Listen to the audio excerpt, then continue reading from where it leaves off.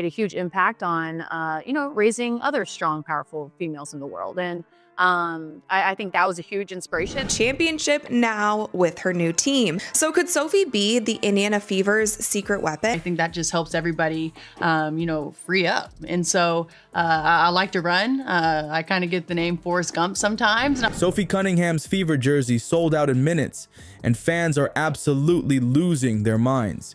200 people reach out, hey, how do we get season tickets? I was like, I have no idea. I just got traded 2 hours ago. So I think we're going to have a pretty cool fan base up here from Missouri. Sophie Cunningham has finally arrived in Indiana, and she went straight to work with Coach Keith Porter. And she also expressed that she is ready to win a... People who were ready to drop their cash can't find her jersey anywhere. Not in stores, not online, nothing but an extra small with low stock left. What's crazy is this woman hasn't even played a single minute for Indiana yet. Her "I'm feisty, I'm fierce, I'm sassy" introduction speech connected with Fever fans so deeply that they're emptying their wallets faster than for almost any other WNBA player in history. If you guys want to call me, that's fine. I'll beat you down the court every time. But I really am just excited for the style of play and what I can bring to the table for this team. The organization is completely shocked by what's happening. You think you've seen merchandise fly off shelves before. What's happening with Sophie Cunningham's jersey is something nobody in the WNBA has ever witnessed. We're talking about a scenario that's literally rewriting the rules of WNBA merchandise expectations. Sophie Cunningham just arrived in Indiana, and during her first press conference, she made it clear what kind of player she is. "I'm feisty, I'm fierce, I'm sassy," she declared with that trademark confidence. Fever fans immediately connected with that energy, but nobody could have predicted what would happen next. Within hours of her introduction, something unprecedented started happening on the Fever Team store website. The big news of the day yesterday was Sophie Cunningham arriving to Indiana. So we saw a ton of footage online yesterday. I had no one really to look up to when it came to professional basketball or professional sports here in the Midwest. And so I always just knew that I wanted to be that somebody. The merchandise team was caught completely off guard by an absolute shopping frenzy. This wasn't just a few fans picking up jerseys. This was a complete wipeout of inventory. Want to understand how crazy this got? Let me take you through what happened on the Fever store website. Medium size, gone. Large, completely sold out. Extra large, not a single one left. 2XL, you can forget about it. The only size left was a lonely extra small with that ominous low stock warning flashing next to it. This wasn't just popular, this was historic.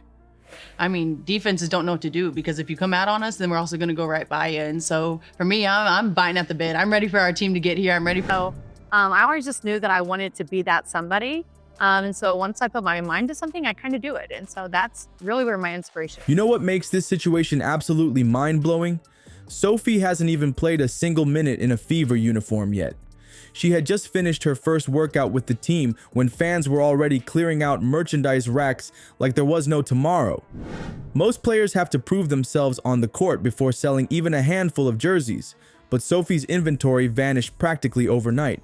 This just doesn't happen in the WNBA merchandise world. Typically, if you're not a superstar or a first-round draft pick, your jersey might collect dust on store shelves for months. The unwritten rule has always been, prove yourself first, then the merchandise sales will follow. But Sophie's jerseys disappeared faster than almost any other player in WNBA history, all before she's even stepped onto the court for Indiana. Ride. And I walked out of that room and I was like, that was nice, but I will absolutely not. And we all started laughing because I'm like, oh, why would they even waste their time? Because Sophie seems to be so grateful and so happy that she did sign with the Indiana Fever, and she expressed that in some of these interviews. The Fever organization was completely blindsided by this tsunami of demand. Their merchandise team had followed standard practice, order conservatively for role players who aren't established stars. That's how it's always worked. But clearly, they underestimated the connection Sophie would immediately form with Fever fans. Now they're scrambling to catch up with reality. Can you imagine the emergency calls happening at Fever headquarters right now? We need production doubled immediately. Sophie's jerseys are gone. All of them. The merchandise team is probably in full crisis mode, trying to figure out how to restock before they miss out on this unexpected wave of fan enthusiasm. And between certain players that we saw all last season, I am so optimistic that this season in the WNBA is going to be so much less drama. Now I hope to kind of do the same for Caitlin if she wants it. I just think the relationship piece is huge, and when you're trying to do something great, it takes everybody. What was supposed to be a measured rollout turned into a chaotic sprint to keep up with demand.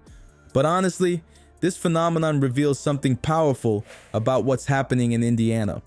Fever fans aren't just talking a big game about supporting their team. They're whipping out their credit cards and proving their loyalty with actual purchases at unprecedented rates. We're witnessing a fan base that's putting their money where their mouth is, transforming enthusiasm into tangible support. For training camp to get here, I just am excited to get started, but I do think that's why we're turning heads. I think the Duana Bonner piece was a huge piece that I think...